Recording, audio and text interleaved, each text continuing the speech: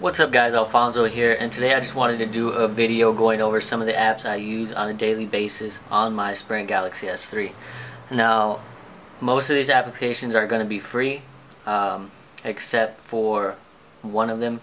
There are paid versions of a couple of them, but these are the free versions that I'm using on my phone.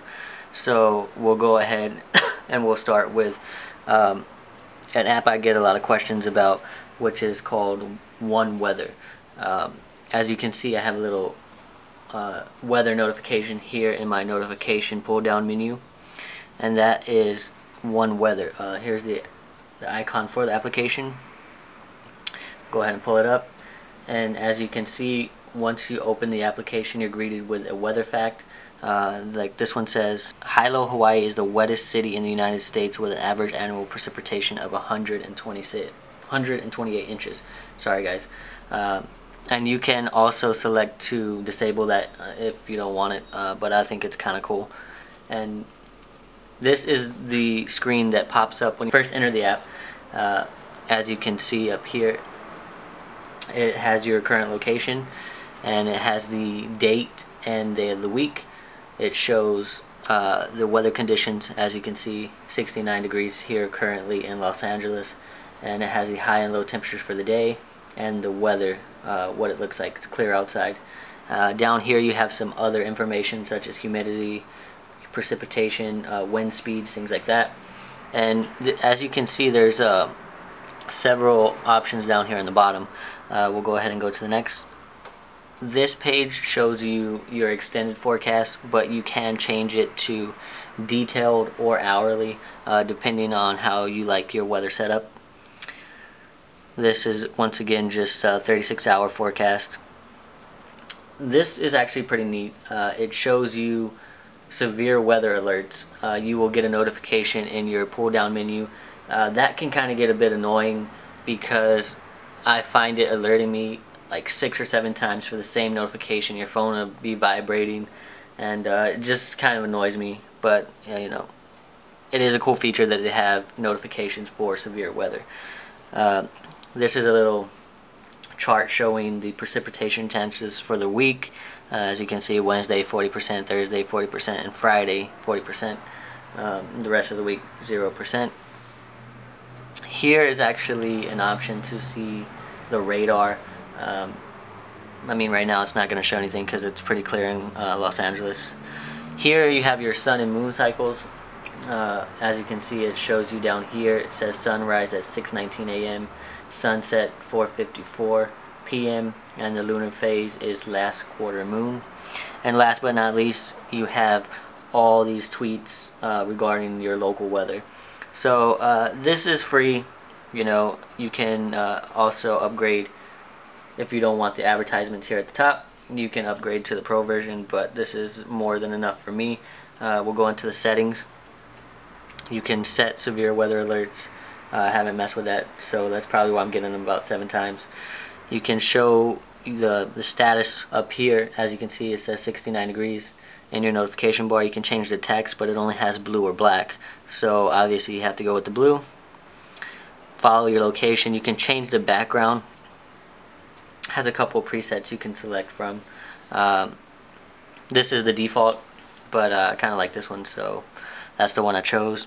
And you know, you can, like I said, you could turn off weather facts, refresh on launch, and auto refresh. You can set the auto refresh interval anywhere from 15 minutes to 12 hours. So that's pretty interesting. You know, if you're one of those people that don't check the weather that often, that'd be good for you. Sorry guys, I'm coming down with a bit of a cold, so you'll have to forgive me for the coughing. And then another application I use is called Shush. I'll go ahead and show you the icon here. I actually got this from Flossie Carter. This is the icon over here. It's free as well, and basically what that does is when you put your phone on silent, we'll go ahead and put it on silent. When you put it on silent, you get this little screen that pops up. Turn ringer on in, and you can select the time. You can do it by hitting the little arrows, or you can actually drag your finger, you know, around like that, and it will select the time that you want your ringer to turn back on, and you can select the level you want your ringer to go back to. You know, that's pretty cool. You have the option to shush it for a specific amount of time, or you can keep it off. If you go ahead and hit shush, you have this little thing up here pop up in the notification bar that says ringer shushed until whatever time you selected, and it will stay in there. So it says ringer shushed until 3:46 p.m. and if you wanted to go ahead and turn that off, you could go ahead and just hit the volume button, or you could select that, and you have a little thing here that says ringer restored. There's not really too many options in the application. You know, you can just turn notifications on or off, and you can select different colors depending on what you prefer. I prefer the green one, and you can pretty much just share it on, you know, your social networks. Other than that, that's all the options there are for that application. Now moving on to the next application, it is called ReNotify, and basically this is the icon. There are paid versions as well, but for the sake of this demonstration I have the free version. As you can see, you can select to add a notification that stays there at all times. If you're one of those people like me who jot down a lot of notes, this is going to help you a lot. You just pull down your notification bar and you can select this to add a new note. Pops up this application. Very, very simple to use. It's not too extravagant or anything like that. You just basically type in your message. We'll put get some eggs, and you have two options. You can create clearable or create pinned. Now the pinned, you know, if you could create a pinned, you cannot clear it. It will stay in the top of your non-clearable notifications. If you create clearable, you can you know, swipe it away once you're done with it. It will be down here. The pinned would be up here with your notifications that you cannot erase. So as you can see, we can erase that, and we'll go back into the app and you can see some settings. You can have a blank shortcut icon, so it won't show the little plus up in the notification bar, but you'll just have an empty space, and you can select to turn off notifications. I have the dark theme, which means it just puts a black background. This application actually comes with a white background, but I prefer this. And other than that, you can just rate, share, and upgrade to the pro version, as you can see here.